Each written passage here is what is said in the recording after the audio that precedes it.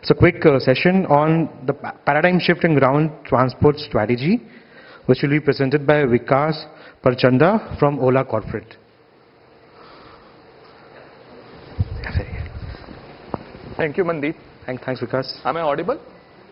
So Mandeep has already announced that this is going to be a quick session that I've been given, because I stand between you and your drinks for about the next 15 minutes.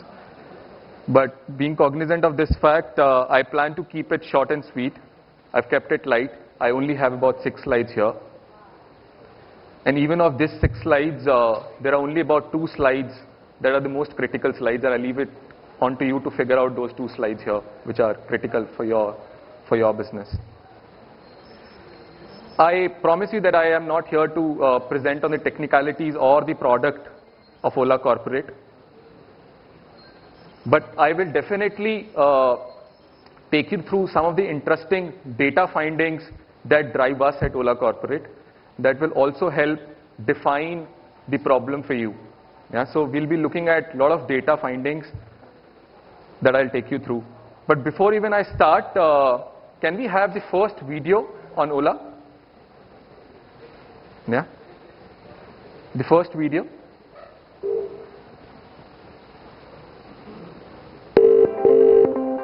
Can I have a cab at the Leela at 9 p.m.?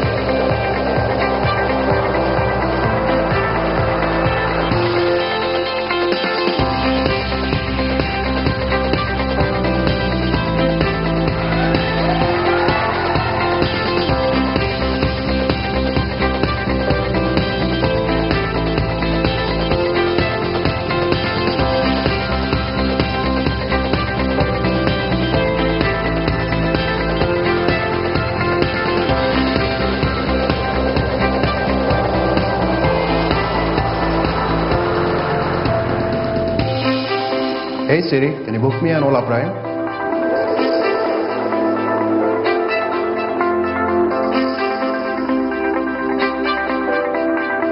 Welcome on board.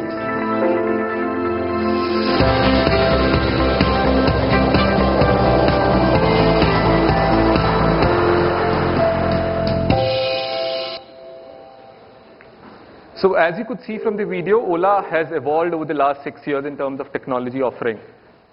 And Ola Corporate is one such technology offering that we have for the corporates. As I said, I will talk about data. So I am jumping straight into the next slide here. Can we have the presentation?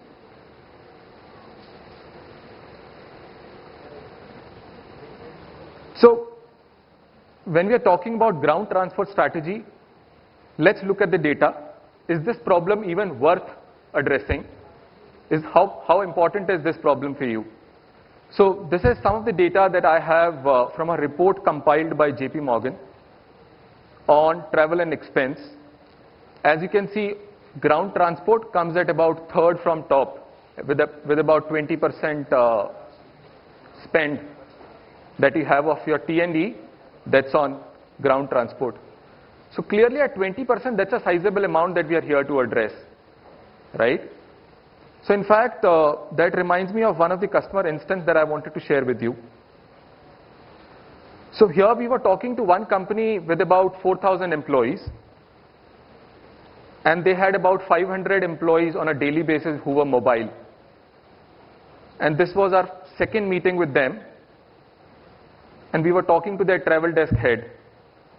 And this team was not really very interested in implementing Ola Corporate because they thought that they were spending only about 5-6 lakhs on ground transport. And 5-6 lakhs is obviously not really much of an amount to really bother about. But somehow the math was not really matching up to what we really thought for this customer. So we went to their accounts and we went to their finance department to figure out some of the data points. So as I said, there were about 500 customers or 500 employees who were traveling from this company. Even if 50% of these employees were traveling on a daily basis with about 2 rides a day, that would actually mean a spend of about 35-40 lakhs.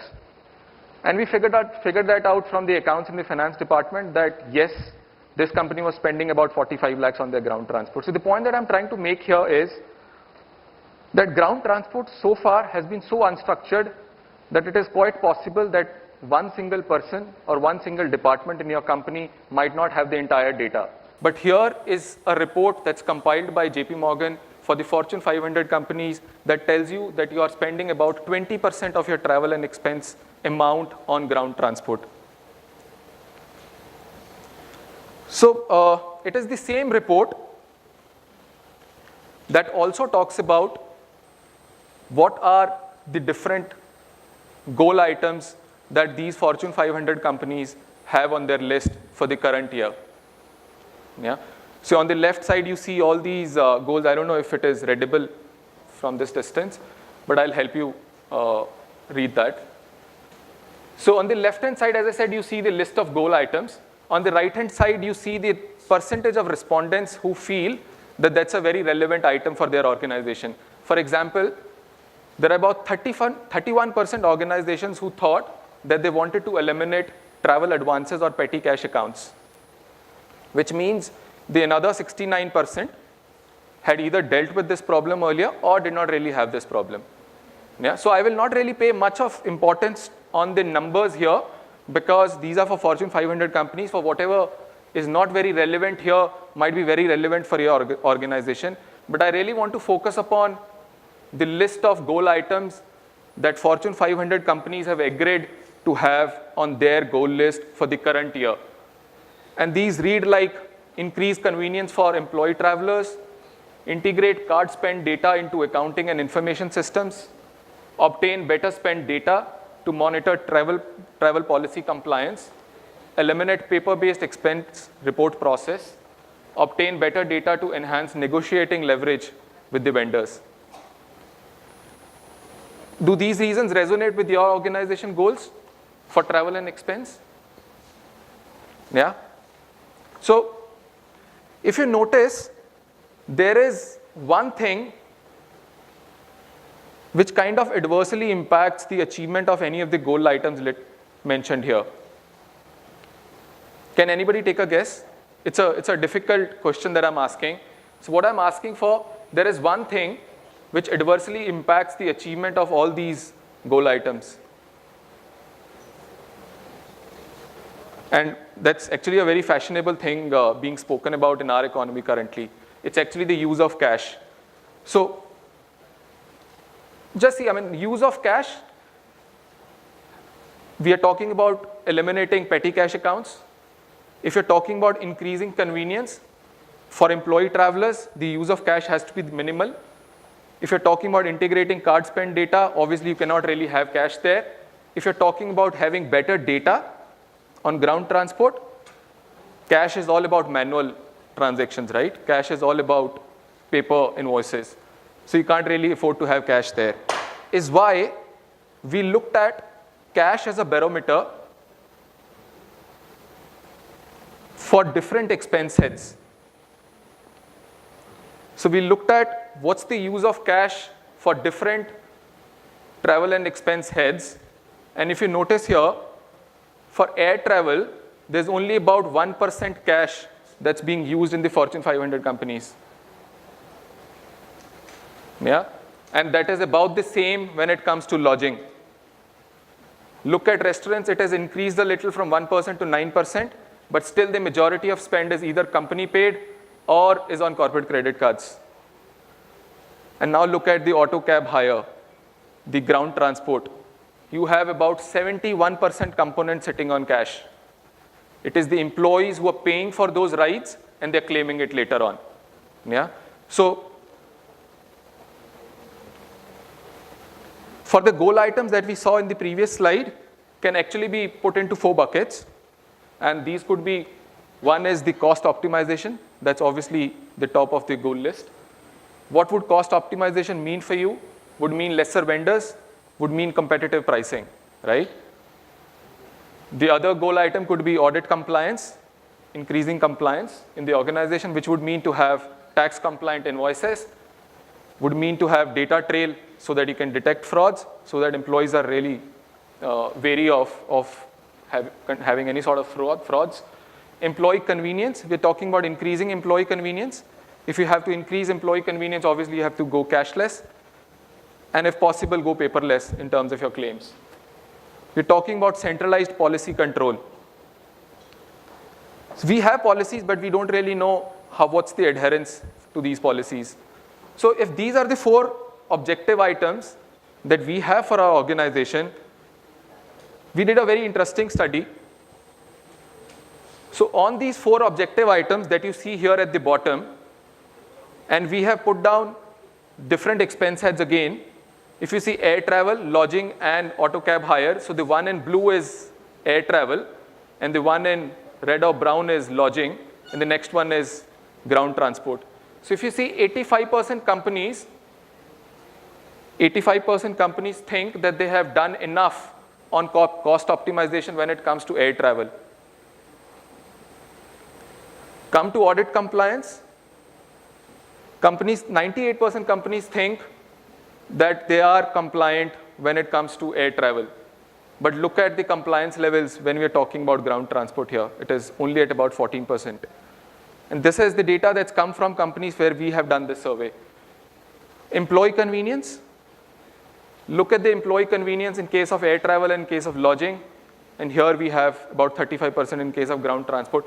So clearly, there is a lot that can be done for the area of ground transport on these 4 objective items here. Yeah? So if these are the 4 objective items, that brings me to the 5th slide, which is what we do at Ola Corporate. Right? So if those were the goal items, if those were the objective items, we at Ola help you.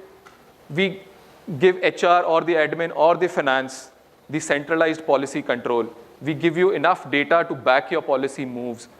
So if you're making any policy moves, you know why you're making those policy moves, what's the impact of that policy move. Compliance goes several notches higher because you have tax compliant invoices now, you know what your company is really paying for. Yeah? Transparency goes higher because you have a ready dashboard view for your company spend, for your cost center-wise spend, for your department-wise spend. You have MIS, a historical MIS at the click of a button. Yeah? And most importantly of all, it is your employees who become really, really happy because now the rides are cashless and are even paperless. Yeah? So they don't have to really spend their salaries into kind of managing their ground transport, and then they have their entire salary as disposable income to themselves. So there is something missing, right? So how can the list of benefits be complete without talking about expenses? We offer handsome saving on expenses too. Yeah? So here I would like to have a short video. Can we have the second video, please? What's the most difficult part of managing corporate travel for employees? Is it the hassles of managing budgets and arranging rides? Is it ensuring safety and reliability? Is it processing bills and handling reimbursements? There's a much better way to manage employee travel, and we'll tell you how. Introducing Ola Corporate, employee travel management made easy. Empowering employees to book their official Ola rides, and with the toggle of a button, they can tag it as a corporate ride. For you, this means greater control to efficiently manage employee travel. With a simple interface, you can define travel timeframes, allocate budgets, get real-time invoices, and track commute details of your employees in a single dashboard. Ola Corporate ensures 100% convenience, comfort, and safety of your employees. All of this, and you still bring down your travel expenses by up to 60%. Ola Corporate, employee travel management made easy.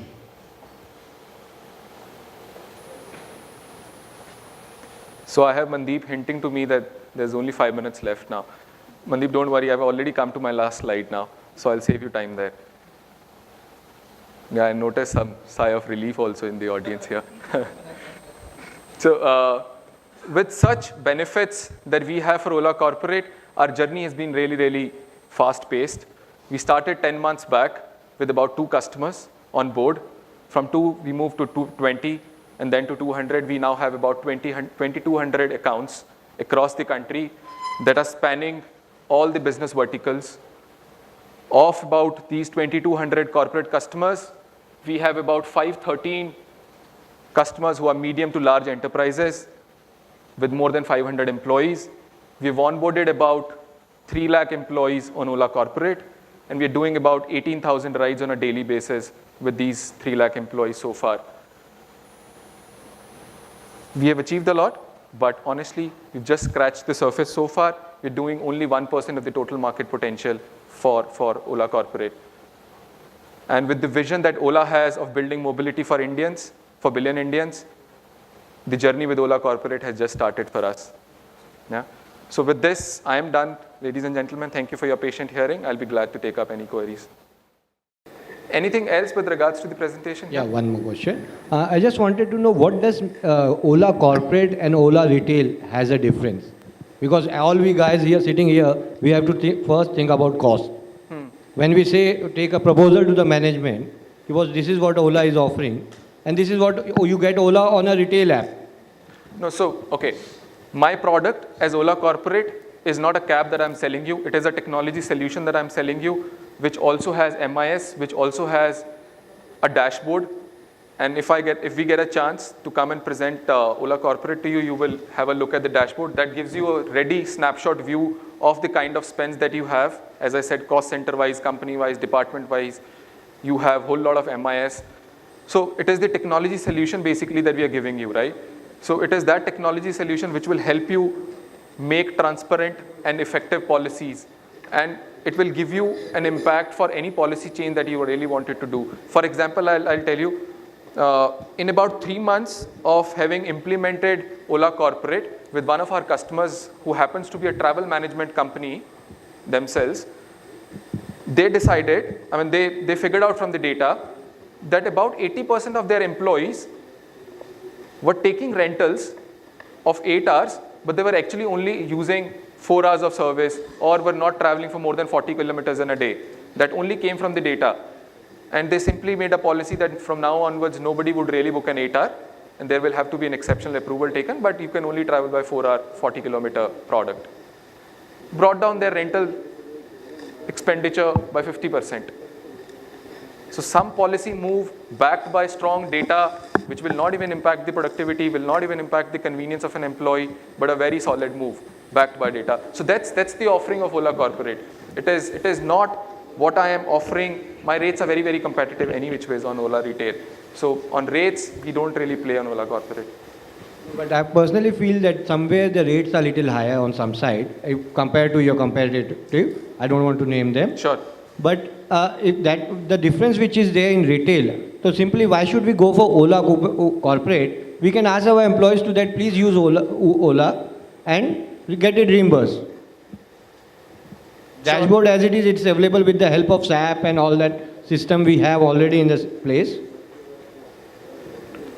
See, that's what the power of institutionalizing an option is. So currently there might be 5, 10, 15%, and we have cases where there are about 5%, 10%, 15% of the employees are any which was using Ola as an option. But when you institutionalize an option to the employees, which has benefits for the organization, it obviously means higher adoption for you, which would mean higher savings and more benefits for the organization. But I take your feedback, yeah. I think we'll end this on that note, Vikas. Sure, thank you. I have one question. Yeah, Okay. sure. The last question, quick one, Last please. one. Thank you. What is the provision we have, like in case of any crisis or any, during strike time, that time you might, face like 10 minutes delay or half an hour, you will not get cabs, right? So that time, if I'm using corporate, application, then is there any provision to, because local vendor can support us. No, so in that's that a very situation? pertinent question again. So for Ola Corporate, for corporates, we have this preferential allocation in place. So amongst the pool of drivers or amongst the pool of cars available, if there was a corporate customer trying to make a booking for themselves, they get a preferential allotment, not only of the quality of the driver and a cab, but also in terms of availability. If that answers your. Cool. All right. Great. Thank you, Vikas. I think it's been a very interactive session. Vikas, please wait on the stage for a minute. I'd like to invite Shaival Chatterjee from 360 Degree Solutions and board member Infra to felicitate Vikas.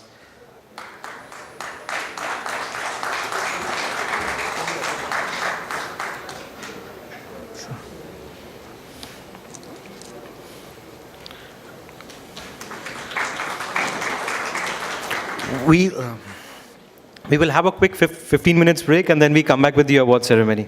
Thank you so much.